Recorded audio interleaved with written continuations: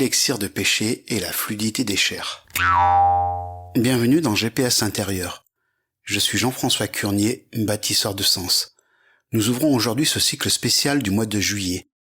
Si vous aimez voyager à travers ces métaphores du vivant et de la structure, prenez un court instant pour vous abonner à notre rendez-vous hebdomadaire et partagez cet épisode autour de vous. C'est grâce à votre précieux soutien que notre cordée de bâtisseurs s'agrandit de semaine en semaine. Tout au long de ce mois d'été, nous laissons de côté le mortier, les pierres lourdes et les lignes de calque. Nous entrons ensemble dans le verger et le potager. Car la nature, dans sa grande érudition, fait pousser en juillet les matériaux exacts dont notre architecture humaine a besoin pour s'ajuster et respirer. Approchons-nous ensemble d'un arbre magnifique qui plie doucement sous le poids de sa récolte estivale. Le pêcher. Regardez ce fruit avec l'œil de l'architecte. La pêche est un chef-d'œuvre absolu de structure naturelle. Sa peau est un velours délicat qui capte la chaleur du jour. Sa chair est une réserve d'eau pure, sucrée, d'une fluidité et d'une géométrie parfaite. Et pourtant, au centre exact de cette douceur absolue, se trouve un noyau profondément sculpté, dur comme de la pierre, qui contient la promesse et les plans de l'avenir. Le pêcher possède cette faculté unique. Il sait faire cohabiter la structure solide du noyau et la fluidité totale de sa chair.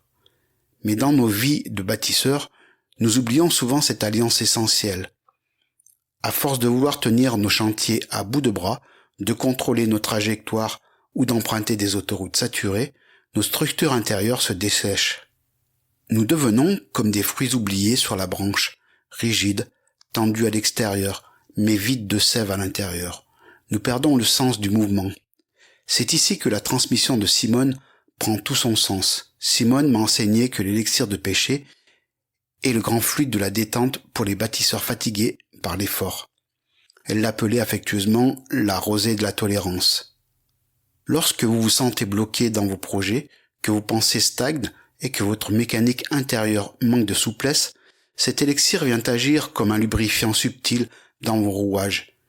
Il n'affaiblit pas votre noyau, il ne détruit pas vos fondations d'origine. Bien au contraire, il redonne de la fluidité à la matière. Il permet à l'énergie de circuler à nouveau librement des racines jusqu'au sommet de votre édifice. Intégrer l'élixir de pêcher dans votre quotidien, c'est accepter de relâcher la pression.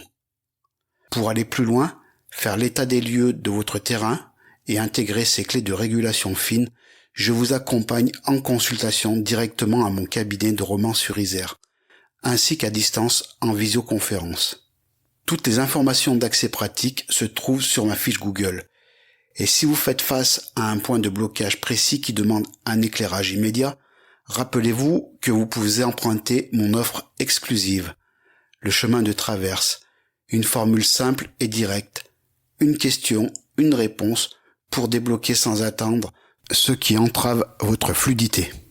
Savourer le présent, être souverain dans sa demeure en ce début de mois de juillet, c'est accepter de mûrir au rythme tranquille du soleil, sans aucune précipitation. C'est adopter la philosophie du petit pas, ce kaizen naturel que le verger applique chaque jour de l'année. 1% de douceur en plus, une attention minuscule à notre besoin de relâchement. Et c'est tout l'édifice qui respire à nouveau. D'ici notre prochain rendez-vous, nous irons explorer la force des haies sauvages de murs à travers la science des bourgeons et de la gémothérapie. Apprenez à détendre vos structures, goûtez au calme de l'été, restez souverain dans votre demeure, assurez vos appuis, épais sur votre chantier.